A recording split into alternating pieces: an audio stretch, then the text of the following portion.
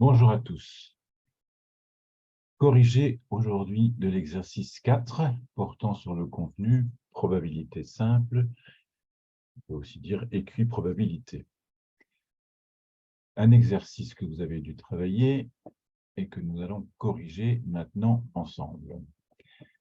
Dans une école élémentaire de 150 élèves, 80 sont des filles, le directeur veut mettre en place un orchestre à l'école, il réalise une enquête auprès des familles de l'école afin de connaître les élèves qui pratiquent déjà un instrument de musique. À l'issue de l'enquête, il apparaît que 24% des élèves sont musiciens. Parmi ces élèves, 16 sont des garçons. La première question, c'est reproduire et compléter le tableau suivant. Donc, c'est-à-dire que dans ce tableau, on va mettre en ordre toutes les données du problème. Il n'y a évidemment pas qu'une seule façon de remplir ce tableau. On peut, par exemple, donc on sait qu'il y a 150 élèves. Le 150, il est porté ici, donc c'est le nombre total. Et on sait que sur ce nombre total, il y a 80 filles. Donc, on pourrait, par exemple, commencer comme ça. On va commencer ici, par mettre donc nombre de filles, 80. Voilà. Donc, l'enjeu, c'est de ne pas se tromper de case. Et puis, tout de suite, on déduit. S'il y a 80 filles, comme il n'y a que des filles et des garçons, donc ici, 70. Voilà. 24% des élèves sont des musiciens. Donc, 24% des élèves sont des musiciens. Il faut calculer donc le 24% de 150 et le mettre ici. Parmi ces élèves, donc, il y en a 16 qui sont des garçons. Donc, on va connaître le nombre de garçons. On en déduira le nombre de filles. Et par différence avec les nombres que nous venons de trouver, nous pourrons remplir les 3 cases qui sont ici. Ceci est fait sur la diapo suivante, avec un raisonnement un petit peu différent. Donc, nombre d'élèves musiciens, étant donné qu'il y a 16 garçons musiciens, il y a 20 filles. OK? Donc, 16 garçons musiciens. Donc, on a commencé par remplir cette case-là. 16. Donc, ensuite, 150, 24% de 150, c'est 36. 16 et donc 20 filles. Voilà, je reprends le même fil parce que ce sera plus simple. Si vous avez bien compris, donc nombre de filles 80, nombre de garçons 70, c'est permuté par rapport à l'énoncé, peu importe. Donc ici, nombre d'élèves musiciens 24% de 150, c'est R36, nombre de garçons 16, nombre de filles 20. Donc je disais que là où nous en étions, comme il y a 20 ici et 80 au total, ici c'est 60. Comme il y a 16 ici et 70 au total, ici c'est 54. Je fais l'addition 114. Je vérifie que 114 et 36, ça fait 150. Donc, il y a un moyen de vérifier quand même que ce genre de tableau est correct. Il faut que tout soit cohérent, d'accord? On a cette somme en ligne, ça fait bien 80. Cette somme en ligne, ça fait bien 70. Ça fait bien 150, 114, 36, etc. Voilà. On peut presque dire que quand, dans cet exercice, le tableau est bien rempli, l'exercice est quasiment fini parce qu'on a bien en tête tout ce qui concerne cet établissement et les données numériques dont on va disposer. Deuxième question, dans cette question, on écrira les résultats sous forme de fraction irréductible. On interroge un élève au hasard, quelle est la probabilité pour que ce soit un garçon? Donc là, dans ces problèmes de probabilité, très simple, la formule essentielle, enfin, ou la façon essentielle de raisonner, c'est de penser qu'une probabilité, c'est un rapport, et on dit que c'est le rapport du nombre de cas favorables sur le nombre de cas possibles. Donc, chaque fois que vous avez une question de probabilité, vous posez-vous la question, on me demande la probabilité pour que ce soit un garçon, alors que j'ai pris un élève au hasard. Donc, l'univers ou l'ensemble des élèves constitue les cas possibles. Je peux tirer combien? Je peux tirer au hasard 150. Il y a 150 cas possibles d'élèves différents. Et la probabilité pour que ce soit un garçon, donc, c'est le rapport entre le nombre de garçons et le nombre d'élèves. Voilà, nombre de garçons, 70, nombre d'élèves, 150. Donc, la probabilité écrite sous forme de fraction irréductible donne 7 sur 15. C'est vraiment, c'est très simple, hein. Il faut avoir un petit peu de rigueur, ne pas se tromper sur les possibles, les favorables. Et puis, il n'y a pas grand-chose de plus dans un exercice comme celui-là à savoir. Petit b, quelle est la probabilité que ce soit une fille musicienne?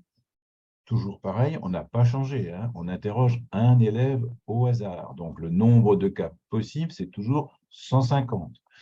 Fille musicienne, donc là, il suffit de reprendre notre tableau et de chercher fille musicienne. Il y en a 20. Donc, la probabilité, c'est 20 sur 150, ce qui fait 2/15 après simplification. Quelle est la probabilité que ce soit un élève non musicien? On tire toujours un élève au hasard, donc on cherche combien y a-t-il d'élèves non musiciens. Notre tableau va nous renseigner là-dessus. 114 au total, nombre de cas possibles 150, probabilité 114 sur 150, soit 19 sur 25. Il est écrit ici que les résultats devront être donnés sous forme de fraction irréductible.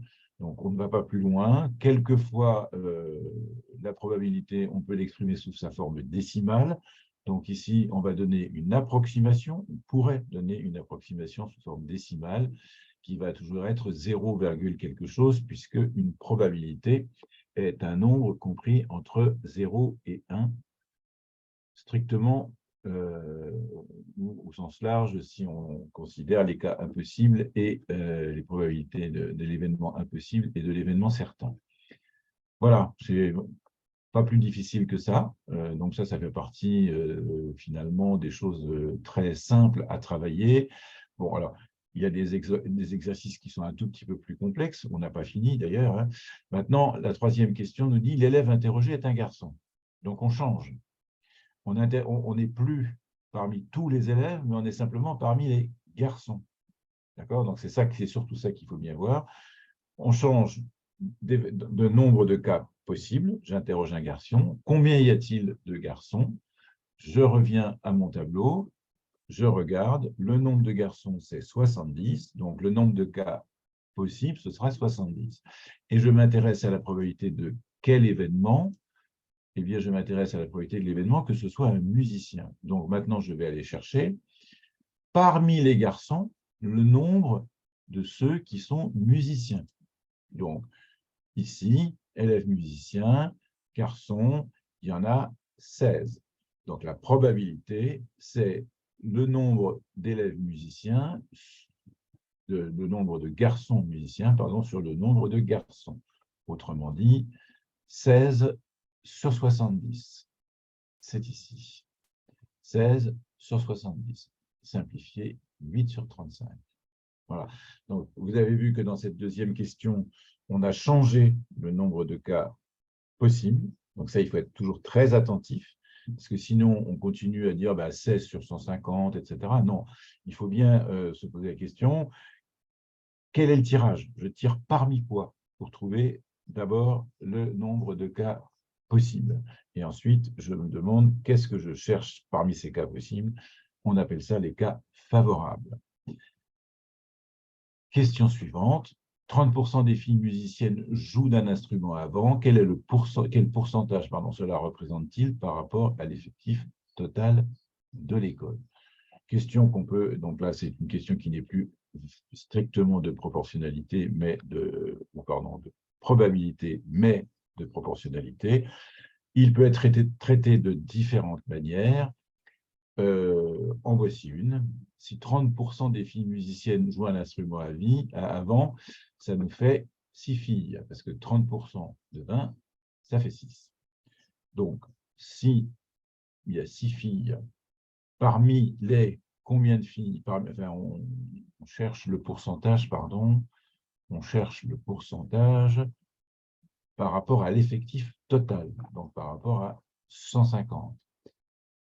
Il n'y a plus qu'à mettre 6 sur 150 fois 100, et on obtiendra directement le pourcentage. Ce n'est pas ce qui a été fait ici. 6 sur 150, ça fait 4 sur 100, d'accord? Et il faut maintenant là interpréter le résultat en se disant que ceci, c'est 4%. Autre façon de faire, donc, écrire que c'est 6 sur 150. C'est direct, on va trouver directement par cette méthode-là le pourcentage, puisque donc je multiplie la proportion par 100 et je trouve comme résultat 4, et donc la proportion c'est 4%. Voilà, donc cet exercice est vraiment simple. Pour la notation, le quart d'heure, 1 point par question, donc un total de 4 au maximum pour le total qui arrivera dans 2 exercices maintenant. Bon courage pour la suite, à très bientôt.